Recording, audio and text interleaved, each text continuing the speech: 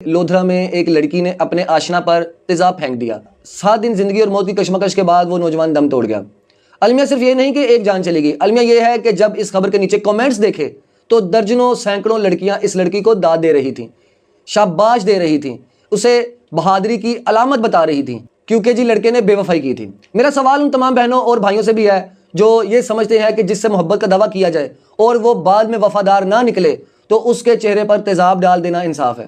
تو پلیز میرے اس سوال کا جواب بھی دیں کہ وہ لڑکی یا لڑکا جس نے شادی سے پہلے کسی سے محبت کی، تعلق قائم کیا، کیا وہ خود حلال اور جائز دائرے میں تھا؟ کیا آپ کا دین، آپ کا اسلام، آپ کا قرآن، آپ کے نبی اس تعلق کی اجازت دیتے ہیں؟ اگر وہ تعلق ہی ناجائز تھا تو پھر آپ اس تعلق سے وابستہ کسی دھوکے، کسی نقصان، کسی تکلیف کو آپ کیسے حق سمجھ سکتے ہیں؟ دیکھیں، میں یہ نہیں کہہ رہا کہ لڑکا معصوم تھا یا لڑکا فرشتہ تھا، لیکن سزا دینے کا اختیار، فیصلہ کرنے کا اختیار، انصاف کرنے کا اختیار صرف اور صرف ریاست اور اللہ کے پاس ہے.